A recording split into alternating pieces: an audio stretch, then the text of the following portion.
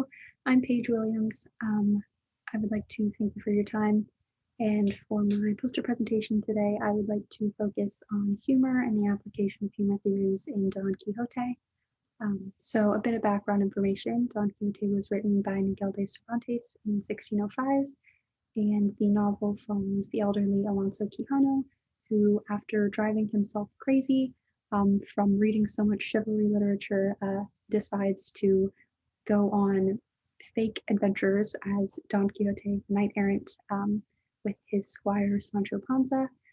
It is important to note that Cervantes wrote the novel as satire, making fun of the chivalry literature that was so prevalent at the time. So it's pretty clear to see that Don Quixote was meant to be the subject of humor throughout the entire novel. So for my project, I would really just like to focus on how humor theories apply to Don Quixote. And so we're going to start with superiority theory and incongruity theory, which are probably the most prevalent throughout Don Quixote. You don't have to do much thinking to be able to see that these theories apply and are the main source of humor, the main way that you can apply humor to Don Quixote and his story. So superiority theory is laughing at others because it makes us feel better about ourselves.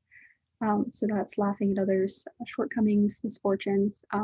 This is very prevalent in Don Quixote, even with the other characters in the novel.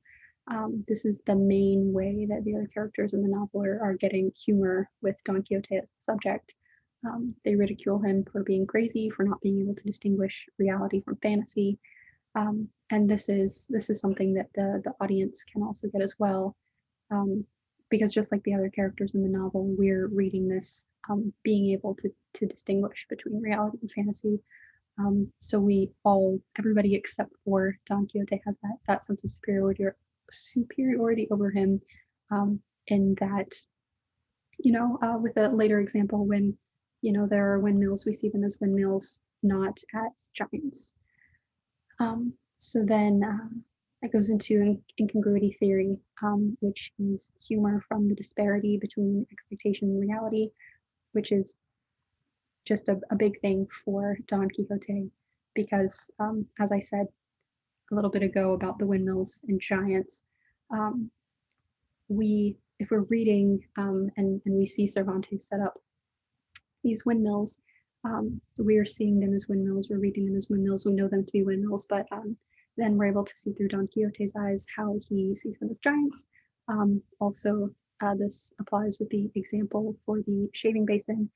When Don Quixote meets the barber, barber has a shaving basin. The audience is able to see that that's a shaving basin, but then we're able to see through Don Quixote's eyes how he mistakes that for the golden helmet of Membrino and believes that that is going to render him invulnerable. So we know that to not be true.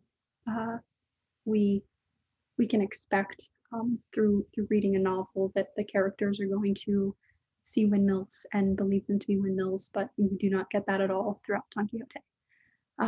So that's definitely one of the main theories that you can apply in how humor is applied in Don Quixote.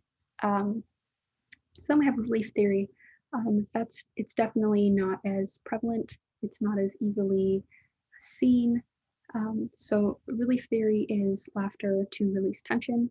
So this is something that not everyone necessarily is going to experience humor through relief theory for Don Quixote. You definitely have to think about his circumstances a bit more. He is crazy. He is unable to distinguish fantasy from reality.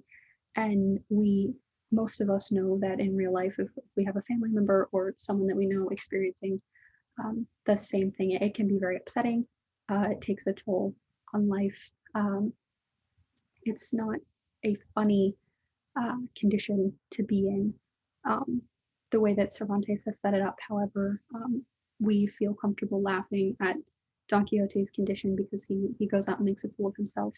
However, if you think more into it in the fact that that's just he sees the windmills to be giants, and he's not in control of that, and to know that that is a mental condition that he's struggling with, it definitely adds the sense of humor where we understand that it's more of a tense situation.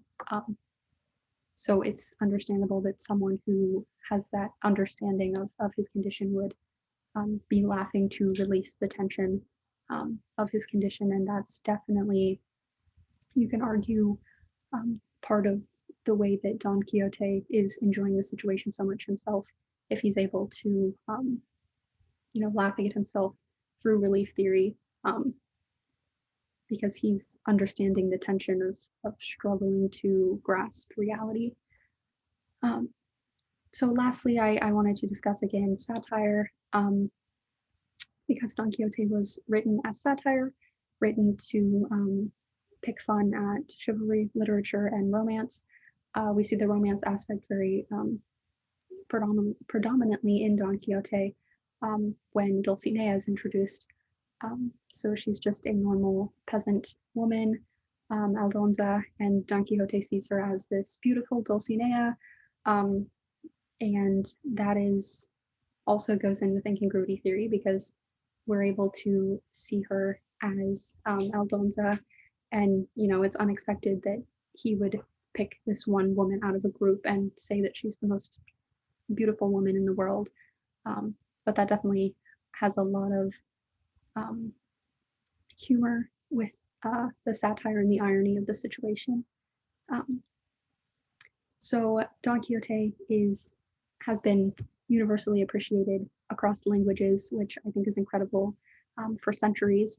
And I think that it is a very valuable resource when studying humor and the application of humor theories. It's very interesting how many layers of humor that Cervantes has been able to include into the novel, and how many layers that we're able to understand and comprehend, and how there's definitely a different theory of humor that each person could argue for that being most predominant in the novel, and I think that's really interesting. You can definitely make an argument for any theory of humor for Don Quixote. So that is everything. Thank you so much.